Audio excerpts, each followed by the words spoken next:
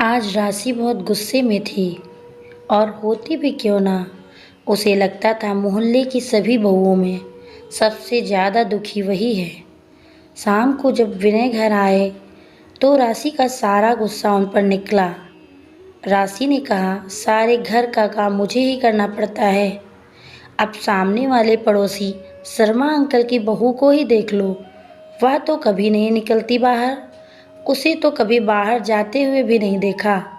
और एक मैं जो दिन भर घर के कामों से स्कूटी लेकर बाजारों में घूमती रहती हूँ और आकर फिर घर का काम करो, खाना बनाओ, और तो और बच्चों की भी सारी जिम्मेदारी मेरे ऊपर है।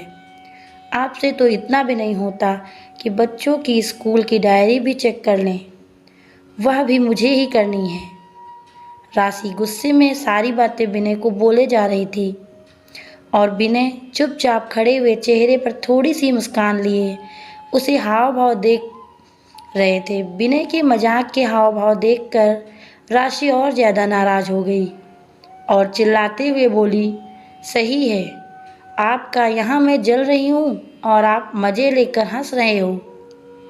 तब विनय ने हंसते हुए कहा, यार राशि, अब तुम्हारी इन बेकार की बातों पर हंसूं नहीं तो क्या सीरियस हूँ। तुम अपनी तुलना शर्मा अंकल की बहू से कर रही हो। तुम्हें पता है, शर्मा अंकल और आंटी दोनों अपनी बहू को घर से बाहर खड़ा तो नहीं होने देते। बाहर कैसे निकलेगी? तुम तो शुक्र करो, तुम्हारे ऊपर ऐसी कोई बंदिश नहीं है। तुम चाहे जहाँ जाओ और तुम्हारा मन करे वह पहनो, फिर भी तुम संतुष्ट नहीं हो। तब राशि ने कहा, यह कोई आज़ादी है मेरी? सारे दिन लगे रहो बाज़ारों में। मैं भी चाहती हूँ कभी कभी मुझे किसी चीज़ की लिए बाज़ार जाने का मन ना करे तो वह चीज़ तुम मुझे ला कर दे दो, पर तुमसे तो उम्मीद करना ही बेकार है। तभी तो मेरा एक पैर घर में होता है और एक पैर बाज़ार में। तब विनय ने जैसे तैसे करके राशि को मनाया और फिर रात का खाना खाकर सब सो गए। अगले दिन राशि किसी काम से बाजार के लिए निकली ही थी, तभी उसे आवाज़ आई, दीदी इधर देखो। राशि आवाज़ सुनकर भी अपना वहम समझकर आगे बढ़ने लगी। फिर दोबारा उसे वही आवाज़ आई। तब उसने देखा शर्मा अंकल की बहू अपने कमरे की खिड़की से उसे आवाज़ दे रही थी।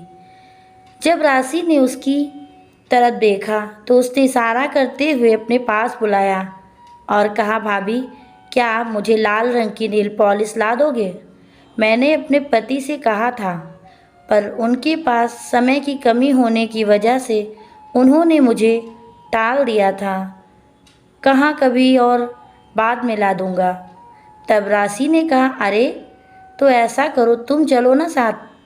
तुम बाजार भी घूम आओगी और तुम्हें जो भी सामान चाहिए वह ले लेना, और साथ में अपन दोनों गोलगप्पे भी खाएंगे। इतना सुनते ही शर्मा अंकल की बहू की आंखों में आंसू आ गए और बोली, दीदी मेरी किस्मत आपके जैसी नहीं है। तभी पीछे से आवाज़ आई, बहू, और वह अपनी अधूरी बातों को ना पूरा किए ही अंदर चली गई। और उसके अंदर जाने के बाद राशि यह सोचने पर मजबूर हो गई कि किस्मत किसकी खराब निकली, मेरी कि मुझे अपने घर और बाहर दोनों का काम संभालना पड़ता है। जिससे चाहे उससे बात कर सकती है, अपनी पसंद का कुछ भी खरीद सकती है।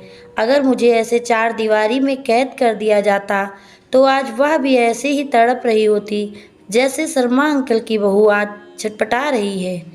आज राशि को समझ आ गया था कि जैसा हमें दूर से दिखता है, सच्चाई में अक्सर ऐसा होता नहीं है। तो दोस्तों, ये थी आज की कहानी। कहानी कैसी लगी हमें कमेंट करके ज़रूर बताना।